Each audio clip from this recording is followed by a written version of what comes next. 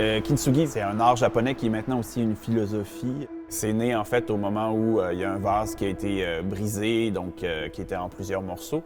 Et plutôt que de le réparer, de faire en sorte qu'il redevienne intact et que cette cassure-là du vase n'apparaisse pas, ce qu'ils ont décidé, c'est de mélanger la colle avec une forme de poussière d'or qui a fait en sorte que tous les morceaux, toutes les fractures et les cassures du vase étaient apparentes. L'objet continue à vivre, mais avec ces marques-là, ce témoin-là du passé. Puis c'est devenu une philosophie de se dire que l'être humain aussi peut savoir que chacun des chemins est sinueux, que chacun des chemins est pas nécessairement facile, puis de trouver comment, justement, ces moments-là qui sont un peu plus ardus, qui sont un peu plus chaotiques, comment on peut en sortir grandi, puis aller vers une lumière qui est un peu plus grande.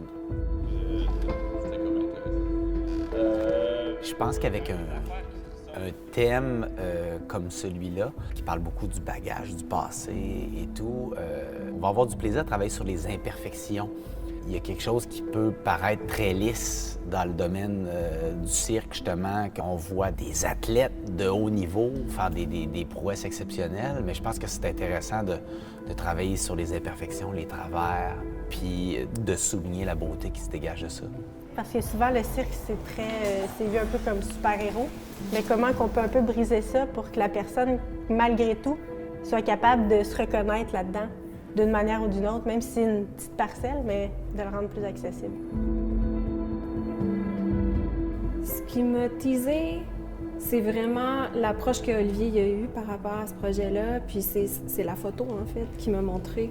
On est parti d'une photo que j'ai prise dans un voyage en Écosse, où sur l'île de Skye, j'ai vu au bout de l'île un abribus, en fait, vraiment perdu au milieu de nulle part, mais très, très propre, mais en même temps avec des chaises d'école à l'intérieur, un horaire d'autobus, mais comme gribouillé à la main. Moi, je me disais en regardant ça, à quel point l'autobus va passer. Là. On dirait que c'est un arrêt d'autobus où on peut attendre comme un peu infiniment ce moyen de transport qui n'arrivera jamais. Donc, juste quand j'ai pris la photo, je me souviens que je m'étais dit cet espace-là est hyper théâtral et vraiment évocateur de quelque chose, puis il y a une force qui est très belle. Puis en même temps, l'espèce de côté inusité, tu sais, que c'est comme atterri nulle part dans une espèce de champ vert avec un horizon sur la mer.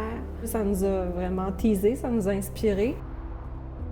On a abordé différents thèmes jusqu'à maintenant avec les différents spectacles. On est allé dans des trucs assez universels. La vie du haut, l'amitié, le rapport à l'art. Mais là, on approche de nos 10 ans, puis on a tendance à regarder un peu ce qu'on a fait jusqu'à maintenant, le chemin parcouru pour se définir, puis aussi voir vers où on s'en va. Puis le spectacle s'inscrit là-dedans, dans justement les traces que laisse ton passé, qui font en fait la personne que tu es, puis la personne que tu vas devenir.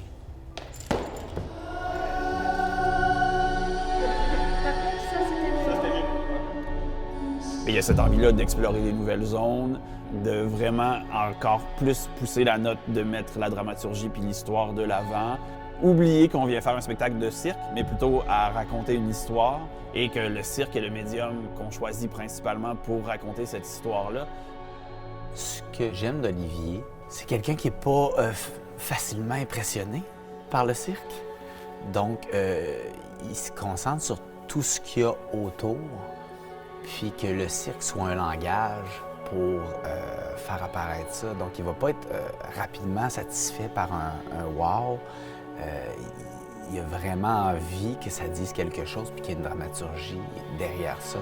Oui, il y a le cirque et tout ça, mais comment qu'on peut le porter par vraiment un personnage qu'on essaie de nourrir constamment, puis qui va avoir du sens tout au long du spectacle. Ça, c'est vraiment quelque chose qui me motive.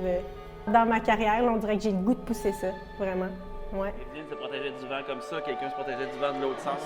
Ça, mais c'est normal. C'est ça qui est le fun à développer comme culture. On aime toujours que la dramaturgie se dégage de chacun de nos spectacles, mais quand tu travailles avec quelqu'un qui est rapidement impressionné par la performance, bien, il va souvent se contenter de ça. Mais on va aller plus loin. La discussion qu'on a avec Olivier puis avec Julie aussi à la création, c'est vraiment de cet apport-là de l'humanité, en fait.